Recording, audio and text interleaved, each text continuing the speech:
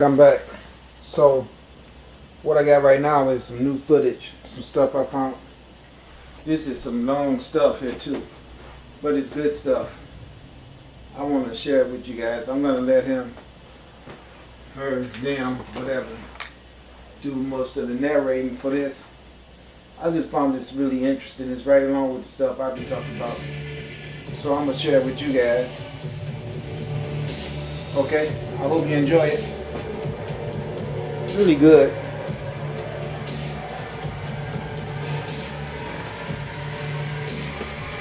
I found it to be very interesting.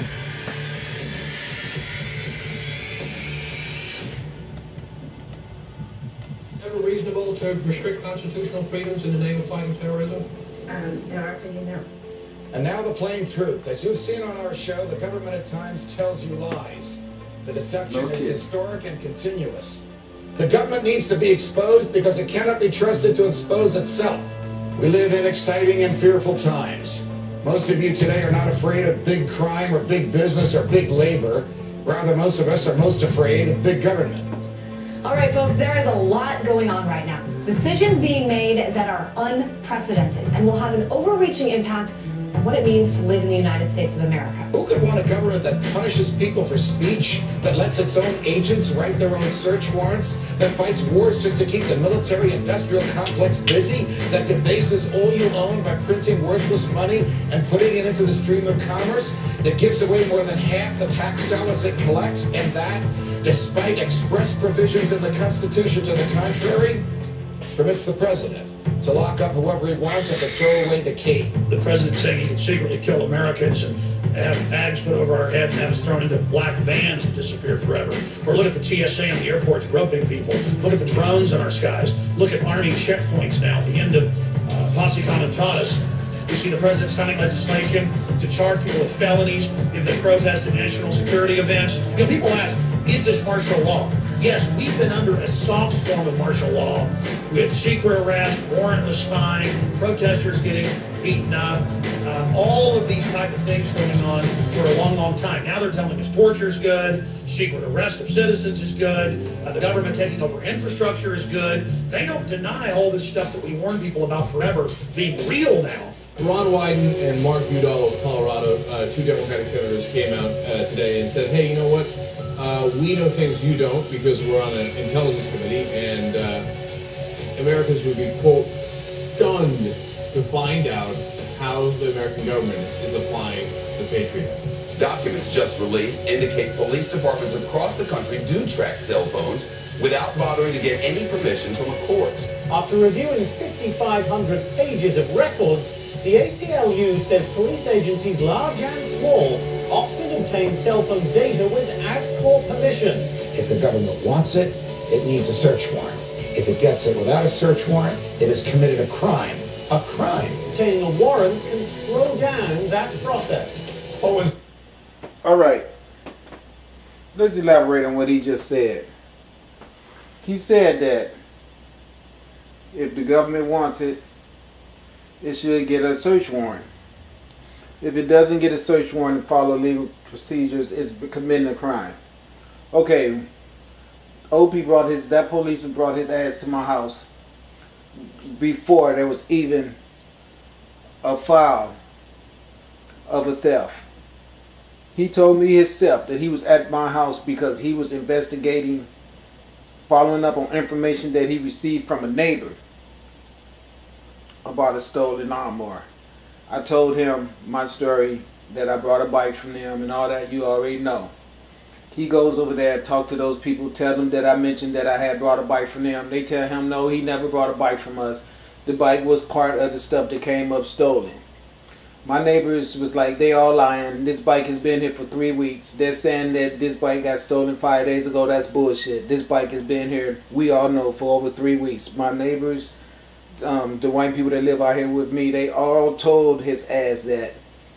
And without a search warrant, without an official file from the people who alleged that I had did this stuff, being on file at his police station, he came over here with the guy, brought a guy to my house, searched my truck, went where I showed him where the bike was at, called the fire department, made me remain in my house, made me, you go in the house, you know, send me in the house, made me stay in the house.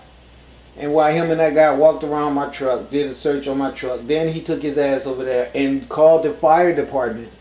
And the fire department came out here with him, and he actually cut the lock off of a community bike chain. Made me look stupid as hell in front of all my neighbors, which they all knew that prior to all this bullshit that day, they know where the bike came from. They all know me. Even though we might have some problems with each other out here, that's a societal conditioning of America. We all know that.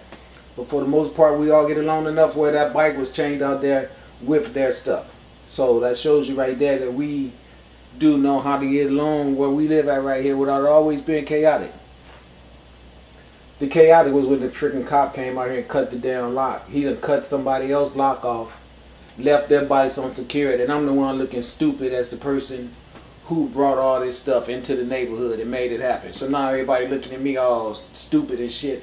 But it's just the fact that I've been living here with these people over a year, and they all see how hard I work, and they all know my character, and they all know that that did not fit my MO. He's the only racist ass cop that came over here fitting the description of what all these people is talking about right here.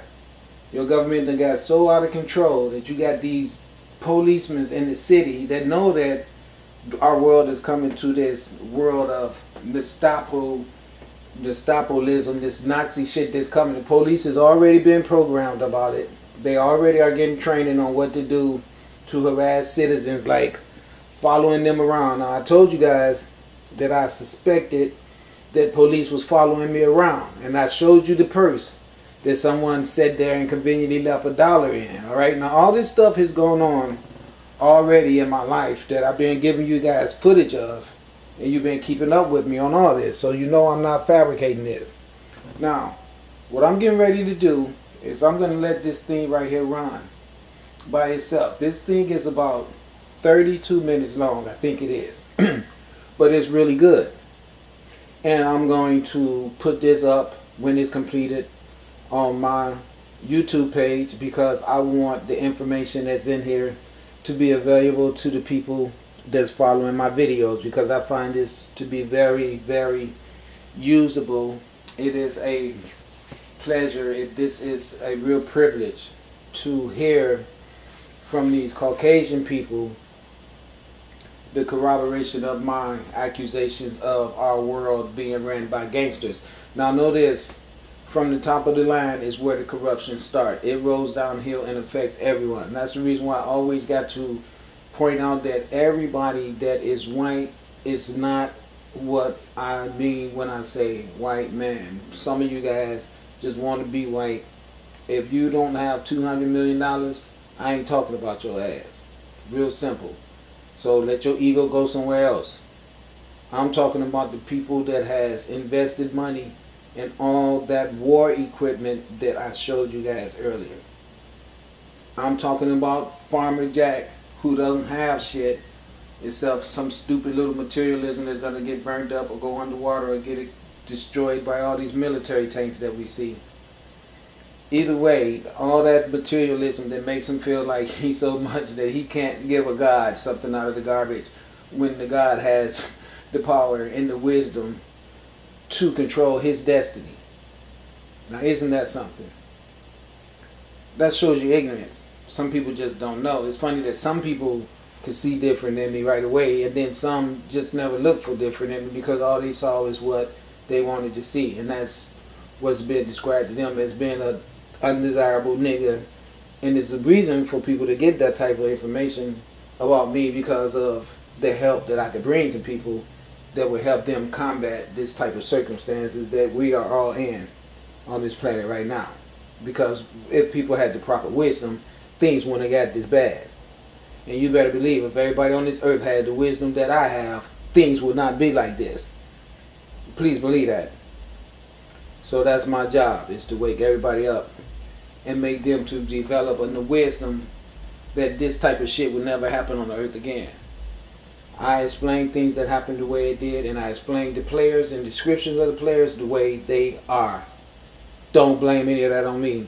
It is what it is. I just pointed out. Okay. know this. Everybody is responsible for self. Change the world by changing yourself. Okay, check it out. It's going to slow the process down if we have to ask for have to ask a judge, can we search authorized cell phone records to find a missing person? Call me. A cell phone warrant, it usually took me about 15 minutes. Once you've written one, you've written all of them. You know, warrants are in our Constitution. You need to get a warrant before you search or seize anything. But apparently the Constitution no longer applies.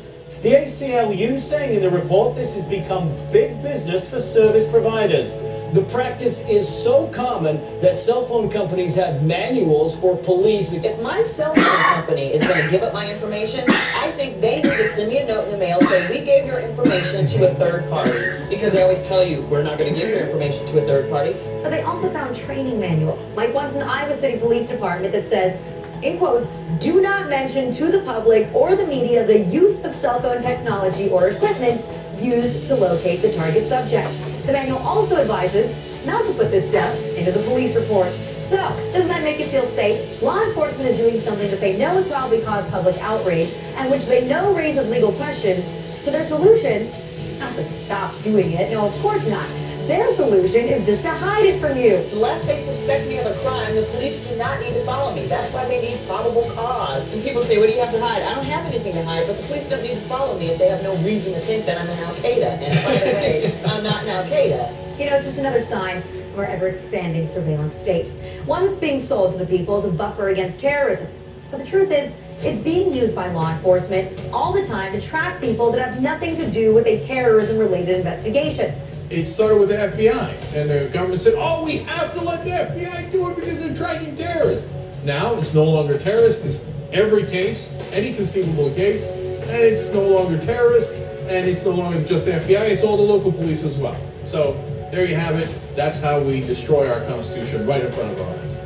The ACLU's most recent info sheet says that 1.7 billion, with a B, emails, phone calls, and text messages are being intercepted and stored by the U.S. government.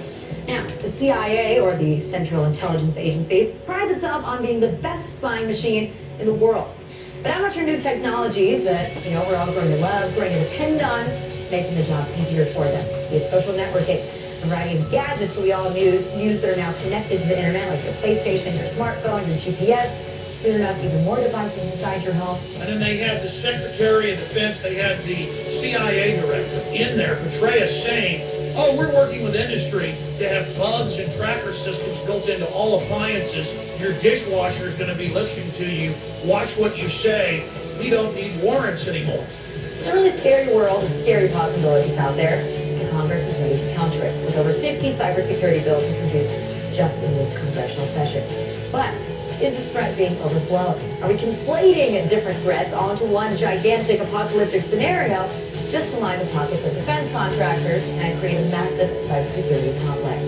So far, nobody in Congress has actually provided evidence that cybersecurity legislation of this nature really is needed.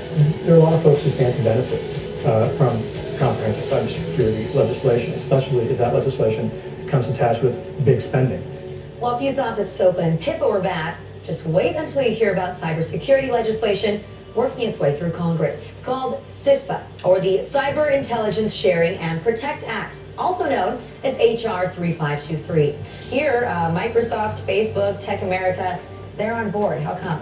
Well, it tells the internet companies, look, our bad. We didn't mean to go after you guys, okay? You're giant corporations as well. We're totally happy with you guys. What we want to do is go after anyone that dares to cross the government, and we know you guys would never make that mistake. Now you might think, come on, are they really going to do that? Hell yes, they're going to do that. Let me give you a perfect example. WikiLeaks. If they have a law like this, they can just simply